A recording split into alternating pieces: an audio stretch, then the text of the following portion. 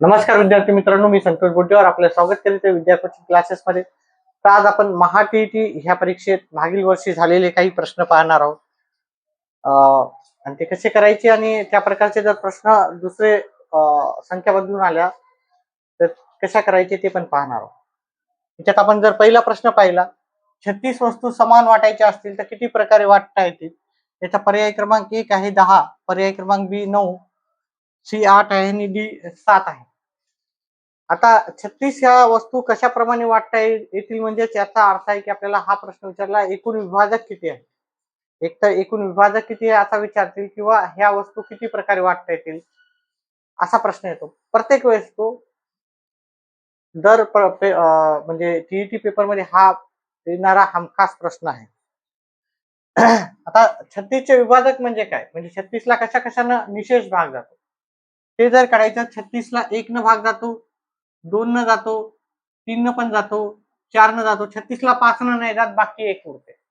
36ला 6 न नक्कीच जातो, 36ला 8 न नाही जात, 7 न 8 न नाही जात, 9 न जातो.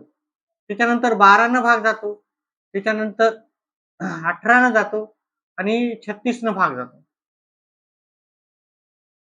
एवढ्यानं भाग जातो म्हणजे एवढ्या प्रकारे आपण त्या वस्तू वाटू शकतो जेणेकरून आपला निशेष भाग येईल.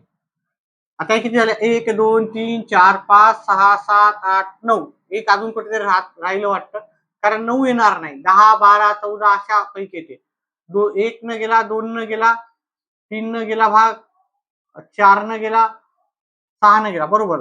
अशा 9 संख्येनं आपण काय करू शकतो, 36ला भाग देऊ शकतो. तर त्याच्यामुळे याचा पर्याय क्रमांक 2 उत्तर आहे. परंतु जर संख्या मोठी असेल तर मग मात्र आपल्याला उत्तर कसं करायचं? समजा ह्या मी तुम्हाला 36चे पहिले अवयव काढून दाखवतो, त्याच्यानंतर एक मोठी संख्या घेऊन आपण उत्तर करू. 36 ही संख्या आहे, त्याचे अवयव काढायचे. 36ला अवयव काढूत आपण पहिले.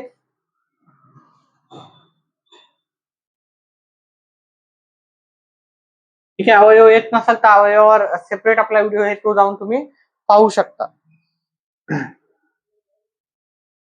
आता 36चे अवयव जर पाहिले तुम्ही, 2 वेळेस आलेले आहेत.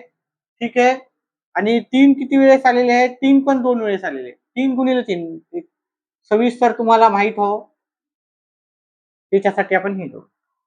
म्हणजे याचा अर्थ आहे 2 वेळेस आलेले आहेत. 3 किती वेळेस आलेले आहेत? 2 वेळेस. आता इथे पुढचा महत्वाचा भाग आहे. काय करायचं, हा वरचा जो भाग आहे तो महत्वाचा आहे.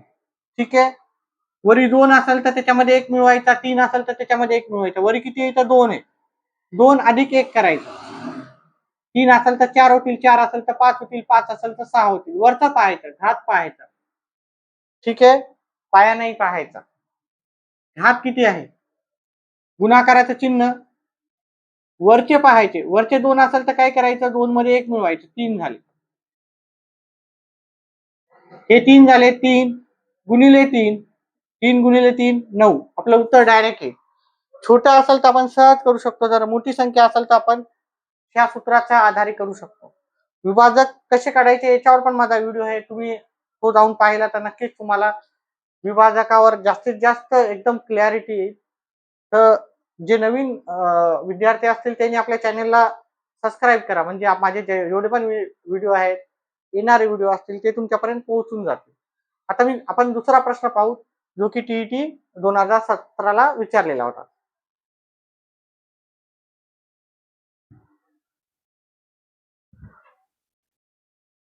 तर आजचा दुसरा कोण आहे, कोटी कोण आणि पूरक कोण यांच्या मापाची बेरीज 150 आहे. तर त्या कोणाचे माप किती, हा याच्यावर पण आधारित आपले व्हिडिओ प्रत्येक याच्यावर आहेतच. अतिशय सोपं आहे, ट्रिक्स पण आहेत, सेपरेट व्हिडिओ पण आहे. आणि हे टॉपिक जे मी घेत आहे ते प्रत्येक वर्षी प्रश्न विचारलेलेच आहेत. चला वेळ न घालवता आपण याचं उत्तर करू. हा प्रश्न पण 2 प्रकारे आपल्याला काढता येतो. मागच्या वेळेसचा पण सांगितला मी, ह्या वेळेसचा पण सांगितला. तर हा प्रश्न कसा काढावा आपण पहा. कोण आणि अधिक कोटी कोण, ते दोन कोणाच्या मापाची बेरीज जर कोटी कोण असतील तर त्यांच्या मापाची बेरीज 90 असते. त्याला मूळ कोण लिहूत आपण. मूळ कोण म्हणजे दोन कोण पैकी एक कोटी कोण आहे तर दुसरा मूळ कोण आहे असं समजून. मूळ कोण असं काही नसतं. ठीक आहे, एक कोण आणि त्याचा कोटी कोण. तसंच कोण आणि त्याचा दुसरा मूळ कोण आणि त्याचा पूरक कोण किंवा कोण आणि पूरक कोण ह्या दोघांच्या मापाची बेरीज किती राहते 180. जर तुम्ही ह्या हे सूत्र वापरून ठेवलं तर उत्तर सहज येऊन जाईल. परंतु शॉर्टकट टेक्निक्स पण आपल्याला शिकावं लागतात. एक तर डिटेलमध्ये आपल्याला करायचंच आहे. ठीक आहे, शॉर्टकट टेक्निक्स पण फार महत्वाचे आहे कारण गणिताचा सॉल्व्ह करायला आपल्याला भरपूर वेळ जातो टीईटीच्या पेपरमध्ये. चला आता इथे दुसरा एक फॉर्म्युला वापरतो. हा तर ओरिजिनल फॉर्म्युला आहे, मुळातून आपल्याला करायचा वेळ लागेल ह्या फॉर्म्युलानं. कोटी कोण व पूरक कोण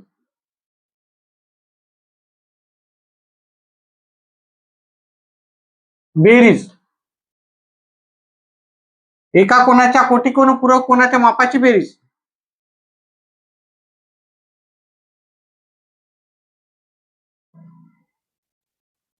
90° अधिक 2 कोटी कोण किंवा 2 कोटी कोण अधिक 90°. लक्षात ठेवा, आपल्याला काय विचारलं, फक्त कोणाचं माप विचारलं, इथं कोटी कोणाचं माप नाही विचारलं. भरपूर जण काय करतात, कोटी कोणाचं माप काढतात. त्या उत्तर फॉर्म्युल्यामध्ये आपल्याला कोटी कोणाचं माप येणार आहे. नंतर आपल्याला हा फॉर्म्युला वापरावा लागणारच आहे. कोटी कोण व पूरक कोण मापाची बेरीज बरोबर 2 अधिक कोटी कोण. ठीक आहे, आता ह्या मापाची बेरीज किती दिलेली आहे? 150. इथे 150 दिलेली आहे. 2 आणि कोटी कोण. आता हे प्लसचे जे आहेत 90 ते मी इकडे जाऊन मायनसचे. ठीक आहे, ही स्टेप मी नंतर असं पण करू शकतो. ठीक आहे, नंतर वापस पुन्हा स्टेप मध्ये, परंतु काही हरकत नाही. मी डायरेक्ट आता काय करेल, ही स्टेप इथे घेईल. ठीक आहे, प्लसच्या इकडे मायनस, या दोघांच्या मापाची बेरीज दिलेली त्यांनी. कोटी कोण व पूरक कोण मापाची बेरीज किती दिली? 150 दिलेली आहे. हे प्लसचे 90 मी इकडे मायनसला घेतले. आता हे किती आलं उत्तर? 60 आलं. 60 बरोबर 2 कोटी कोण. गुणाकाराचा इकडे काय होते? भागाकारला जाते. 60 भागिले 2 बरोबर कोटी कोण. ठीक आहे, मग कोटी कोण किती आला आपला? कोटी कोण 30° बरोबर कोटी कोण.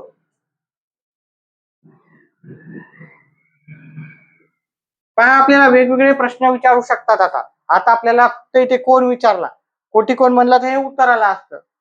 कोणाचे माप विचारलं वेगळं, पूरक कोणाचे माप विचारलं त्याचं उत्तर वेगळं. आता आपण काय करू, कोटी आपल्याला विचारलं कोणाचे माप. आता मूळ कोण म्हणजे हा आपल्याला सूत्र वापरायचं.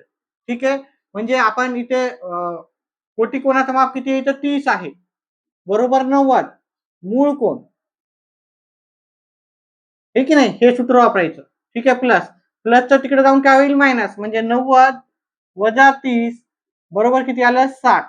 म्हणजे आपला मूळ कोण म्हणजेच कोणाचं माप किती आलेलं? आपलं 60° आलेलं आहे. हे 60° आपल्याला पर्याय क्रमांक सी मध्ये उत्तर येईल. परंतु ह्याच ठिकाणी जर मला पूरक कोणाचं माप विचारलं असतं तर माझ्या कोणाचं माप आलेलं आहे 60. ठीक आहे, मग मी मूळ कोणामध्ये हे पहा, इथं मूळ कोण अधिक पूरक कोण ठेवला असता. पूरक कोण असा आहे, पूरक कोण. ठीक आहे, पूरक कोण. ठीक आहे, हे 60 इकडे नेले असते म्हणजे 180 वजा 60 बरोबर किती आले असते? 120. म्हणजे माझा पूरक कोण किती आलेला आहे? पूरक कोण 120. कोटी कोण किती आलेला आहे? 30. आणि दोघांची जर बेरीज केली तर 150 आपल्याला उत्तर आलेलं आहे. म्हणजे प्रश्नामध्ये तुम्हाला असं नाही की कोणच विचारेल, कोणाचे माप कोटी कोणाचे पण येऊ शकते किंवा पूरक कोणाचा पण माप येऊ शकते. तुम्ही आता सविस्तर व्यवस्थित अभ्यास केला तर प्रश्न तुम्हाला 1 मिनिटात सहज उत्तर येईल. त्याच्यासाठी फक्त आपल्याला प्रॅक्टिस हवी. या व्हिडिओमध्ये फक्त मी 2 प्रश्न केलेत. असेच व्हिडिओ जर पाहायचे असतील तर आपल्या चॅनेलला नक्कीच सबस्क्राईब करा आणि आपला व्हिडिओ जास्तीत जास्त आपल्या मित्रांपर्यंत शेअर करा. व्हिडिओ पाहिल्याबद्दल धन्यवाद.